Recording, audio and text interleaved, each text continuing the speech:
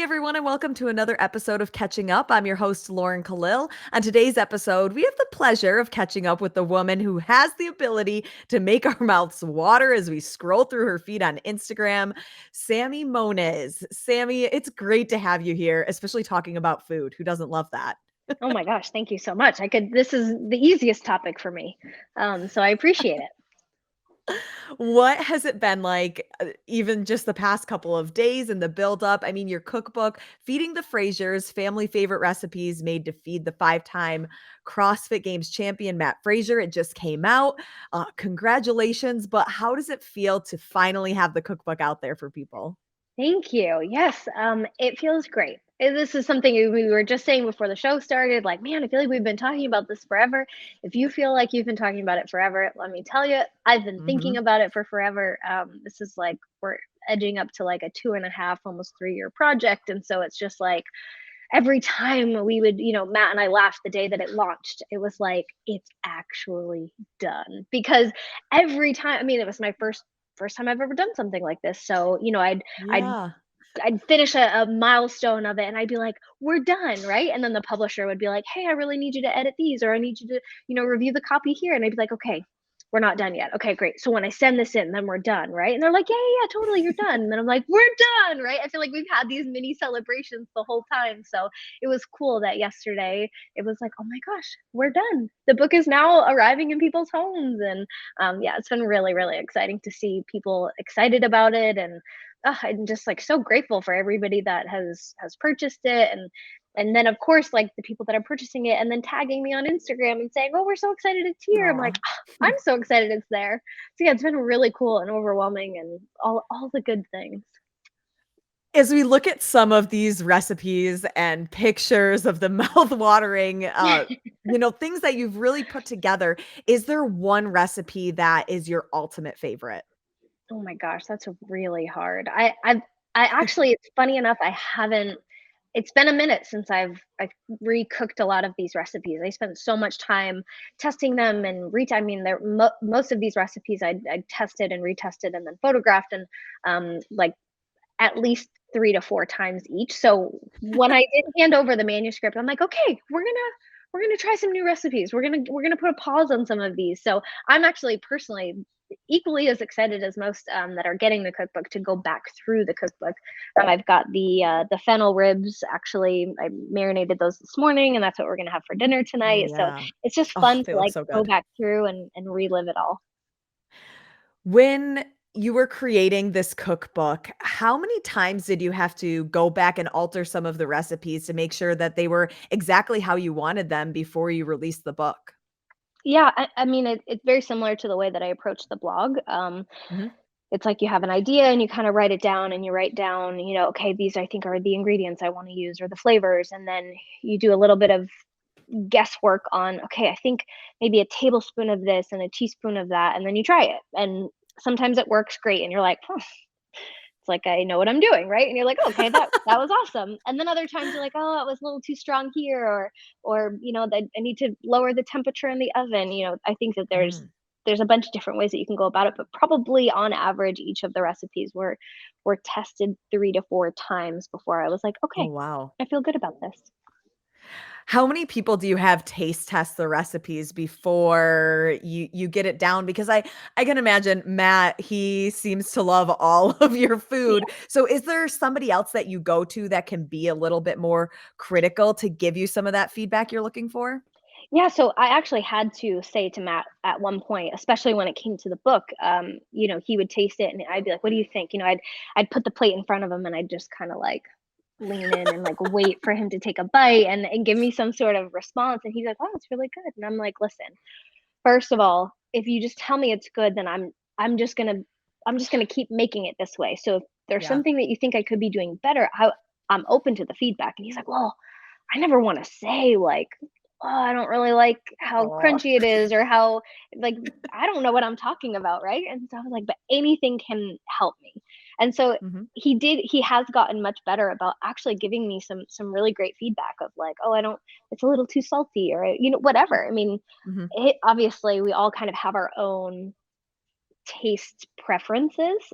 So there are Yeah. some things where, he's not a big fan of like super coconutty things. So I made this like coconut broth ramen essentially once, and he was like, "I Oh can my tell you god. nailed it, but I just don't like it. Like it's just not something that I like, even though I know that it's like it's got to be on point. Like it tastes good. I just don't like it." So we have little back and forths like that. But when I was writing the cookbook, it was the 2020 season, and so of course, there was quarantine, and there was, we had our own little pod. So it was like, Chris Hinshaw and Heidi Hinshaw, they lived, or Heidi McLean, they lived in our neighborhood. So, the Hinshaws were great taste testers for me. Of course, Shane and Tia, when Matt and Mhm. Tia were training together, Tia got a book the other day. She actually wrote me a really nice quote for the back of the book. And so when hers arrived, she was like, "Oh my gosh, I like remember all of these," and they got to taste a lot of it. So it's linked to a lot of really special times. Do you and Matt have the same types of taste? Like, if you were gonna make something that both of you would love, is it more sweet, savory? What do you guys think? Definitely, I think the both of us. It's like if it's a steak dinner, I'm not afraid of like something super rich. And Matt really loves steak, so I make this. It's a recipe from the blog that it's like roasted garlic and shallots on steak, and it's delicious. Oh, So on the savory side, it's like we'll pretty much eat the same thing. There really isn't like other than coconut stuff, coconut broth, like curries and stuff. Matt's not a huge fan, but I don't crave those very often, so it's mhm. that one's not too bad. But on the sweet side, Matt has definitely a much more sweet tooth than I do. So I mean, I'm not gonna say no to dessert, but I don't crave it as much. Sure. Were you really into cooking growing up, or how did this maybe hobby turn into something that is really a profession for you now? When did that start? Yeah, so I did not grow up cooking, and I did not grow up, my mom wasn't like she didn't love cooking. And my dad, he was like really good at making pancakes on the weekend, but there wasn't a lot of finesse happening within the home. There was just a lot of us, and I'm one of five children, so there's Mhm. seven of us every night. And I just remember my parents making an effort to sit us down for dinner every night, and I just loved that part of it. It was like I don't remember the food. I don't remember if the food was good or bad. I remember that my mom, it was just a chore cooking for that many people every Mm. night, and everyone's got their opinion on what they like and what they don't. And we had staples, right? We had like spaghetti night and taco night and things like that that were just like, it's on the calendar. We know what to expect. But I just love the fact that we all sat down for dinner, and I think that's more so where my love of cooking came from. It wasn't, Mm. yes, like we all have to eat, we all have to, whether it's meal prep or on the fly or eating out all the time, right? Like that's just something that's a part of our day to day. And I loved the fact that if I was cooking a meal, then I could control bringing people together. I could, it was like an excuse, an easy, with our lives being as busy as they were, especially when Matt was training, it was just like, okay, he doesn't have time in his schedule, right? Because as soon as he's done Mhm. training, he's sauna and ice bath, and then the recovery part starts. So it was like, okay, easy. You do all your recovery things. I'll invite some friends over. By the time you're showered and like ready to plop on the couch, you have to eat anyways. So let's just use this to our advantage. That's when we would, see people and catch up with our friends, and have a little like downtime was just around a meal. What are you most proud of about the release of this book? Oh my gosh, that I did it. Like I learned a lot about how to write something as simple as just how to actually write a recipe. That the order of the Mhm. ingredients in your recipe list is the order in which they're used. Like some fun little nerdy factoids about recipes that it's like it's not always the case, right? Not everybody knows that, but now I'm like, oh, I learned something and I applied it. So it's cool, and I learned how to photograph food. Something that I was learning along the way, talking to other food bloggers or people that are writing books. It's like there are plenty of times where a publisher grabs said celebrity and says, "Hey, we want you to do a cookbook."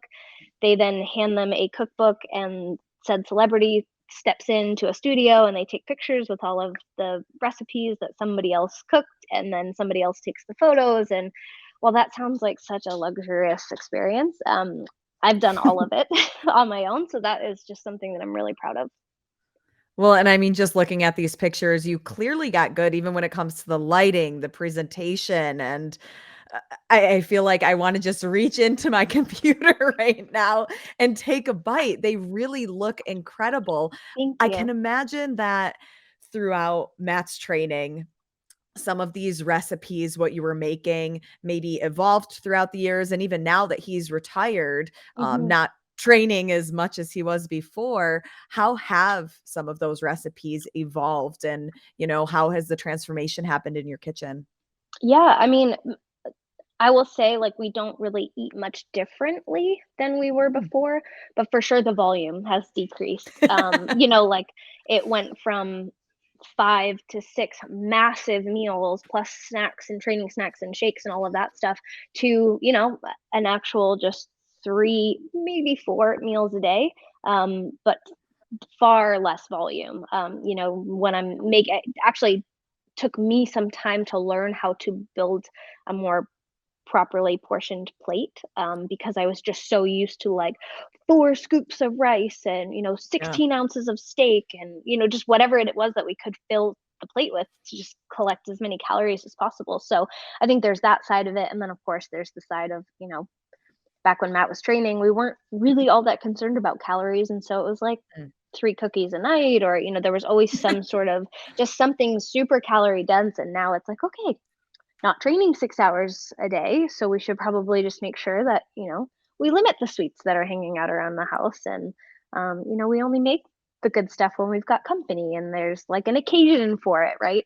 So I think it's just learning really more, like, portions. That's been a funny little, ooh, sorry, every time I hand a plate over, I'm like, "Is this right? Is this enough? Are you gonna is that too much?" So yeah, that's been fun. Yeah, when you're feeding the fittest man on earth, I can imagine that the perception of what a normal portion is for somebody who Yeah. doesn't train like that is very warped. Yes, because the other thing is, like, I know how to make Matt's plate and I know how to make my plate. So then we Ah, have friends that come over and I'm like, "Oh, I'll make everyone's plate." And then I'm like, "Oh, I make it to what makes sense for me." But then I'm like, "Well, you're a grown adult. I should probably add a couple more scoops of this, this, and this." And then all of a sudden it's gotten out of control. And then I have to caveat it with like, "You don't have to eat everything on your plate. I'm sorry. I only know 2 ways of building a plate. So just don't feel pressured to finish it." Right? some people had the pleasure of tasting your pancakes at Wodapalooza. We saw So you, fun. you were with the Buttery Bros, you were with Matt, you guys flipping. Can we expect to see you anywhere throughout this season doing that anymore? I can imagine it was, like, chaotic, but, I mean, I'm dying to get an opportunity like I that to know. try some of That your was food. That was so fun. It came up last or 2 years ago now at this point. It was just like a random thing that we kinda threw together, and then this year, of course, it was so Mhm. fun. I wanna say we made something like 600 pancakes and in the couple hours in the morning, and everybody Wow. I was so just, like, focused on churning out these pancakes that I didn't actually see anybody eating them, but I saw all empty plates in the trash bin, so I'm assuming they were good. We Mm. we added some podium whey to them, and they were, perfectly flavored, and yeah, it was, I mean, so much fun. That is like, people ask all the time, "Oh, would you ever consider opening up a restaurant or doing meal Mm. prep?" And I'm like, "No." I like experiences, so something like Yeah. that, I'm happy to do that every once in a while. It's chaos and it's, definitely not my preferred way of cooking. I'd rather just, like, have a handful of people come to my house and sit around my kitchen island, Mm. more intimately, but, yeah, every once in a while, that is just, like, it's an experience, right? That's what food is about. It brings people together and gives them a good experience to talk about, so yeah, that was so much fun. I would love to do it again. But who knows? Maybe we'll just keep that special to Wodapalooza. Okay, we'll have to be on the lookout for that. Yeah. If people haven't purchased your cookbook yet, where can they get their hands on it? How can they find it? Yeah, it's actually, I'm super shocked. I've been tagged that it's actually in physical bookstores, so Barnes& and Noble, Target, of course, Amazon, and there's a link on that I can share with you guys, or is I've shared plenty of times in my Instagram, where it basically just bundles it all together. It's one link, and you can just choose, the best provider for you, wherever is more accessible for you to purchase it. So yeah, very excited for people to get this in their homes. Can we look forward to more cookbooks in the future? Oh my gosh, I would love that. I mean, it's not currently in the works, so we know the timeline now. If I'm doing another one, you can Yeah. expect it in another 2 to 3 years. But, yeah, I think at this time, it's exciting to just bask in this one. I would for sure love to do it again. I feel like I learned so much and can approach it in with just a little rather than a like, "Oh my gosh, what am I doing?" kind of frenzy. I feel like I could approach it and be like, "I know what I'm doing. I've been here before." So yeah, that would be super fun, but who knows? Awesome. I can't wait to try out the recipes myself. I gotta get in the kitchen, open the book. I mean, the pictures. I think mine might be like those Pinterest fails where you see what it looks like and then you try it out and it doesn't look like it at all, but I'm sure if it follows the recipe, it'll at least taste delicious. I think you'll surprise yourself. I have faith. Well, thank you so much, Sammy, and again, congratulations on your Thank new you. cookbook. Yeah, We all thank you can't so wait much. to get cooking and see what else you have in store in the future. Oh my gosh, I can't wait to see what you make.